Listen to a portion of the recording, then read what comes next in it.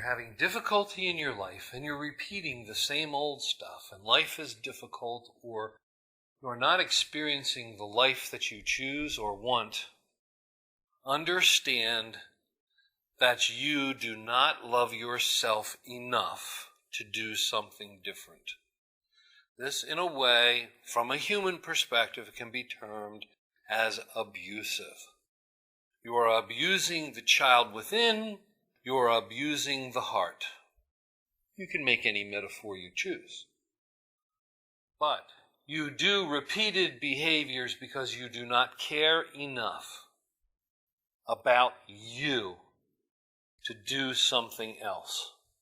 So you choose unconsciousness. When asked questions or confronted with why do you do these things, and your mind goes blank, this is related to the concept secret, separate, and destroy. This is where your silence is the silence of the mind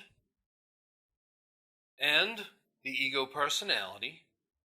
It is silencing the voice of the heart. It is separating you inside, and it is destroying the love within. Literally, it can't destroy the love, but it is destroying the experience of that love because it does not allow it to be experienced. So those two, the lack of love for self, or not caring about yourself enough to do something different, the silence when asked why or trying to make change, when the mind goes blank and you can't hear any answers, are extremely important factors in changing your life. The next, and equally as important, is judgment. Should you make a judgment of any type of your experiences, that includes being silent or not loving yourself, that judgment claims the experience as yours. And it is a choice in limitation. Because who makes the judgment? The mind, the ego personality. And therefore, the mind, the ego personality, remains in control, keeps you separated, and destroys the experience of love in your human existence. It is not that the mind is an enemy. It is that the mind is an out-of-control child that you have not decided to parent lovingly and firmly. And in a way, a parent who does not love and firmly guide their child is an abusive parent. Because they provide the programming for the child to be abused in their experience of the world. And so you, your essence, your knowing, your consciousness, that does not choose to lovingly, firmly parent your mind or your ego personality, have chosen as the parent to allow your child to be abused, separated, and the love not experienced.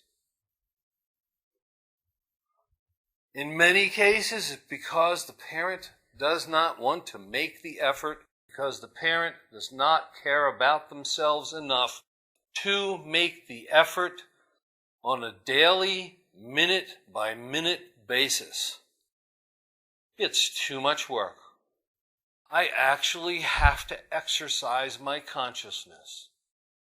That's just too difficult. And there will be an ultimate, unlimited amount of justifications and excuses why you can't, couldn't, or wouldn't. And we would say to you that those justifications and excuses are merely another way of separation and self self-destruction, or the destruction of the experience of love in your life. So what kind of parent are you? And what kind of parent do you want to be? And remember that the metaphor of parent is how will you govern your own mind, ego, personality.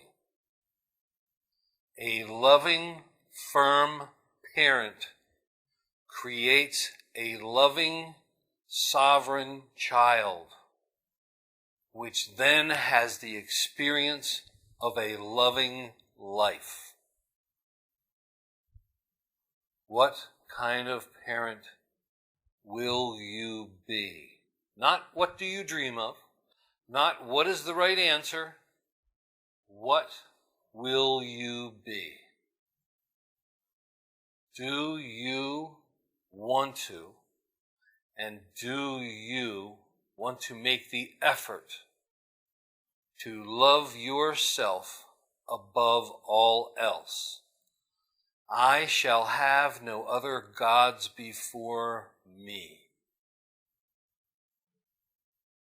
As I am the love, and I am the Father within. These are the metaphors of speaking about your own divinity. It is not an external being that is worshipped. It is the connectedness to source within oneself that is the Father within. When Jesus spoke of my God or my Father, this is what he spoke of. He spoke of his God within, meaning that metaphorically and in reality he realized that he is a divine being that is one with source. And as he said, even the lesser of you can experience or do greater than I. Because he knew that as time moved on, the evolution of consciousness would become expanded. And others would know what he knew in his short time on the earth.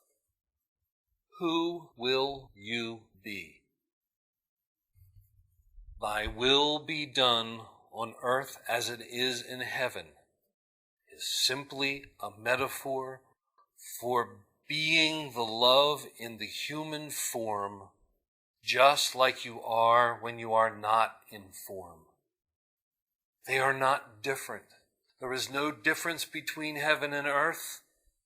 They are the same. Your divine will is experienced on earth as it is in non-form. That's what that phrase means.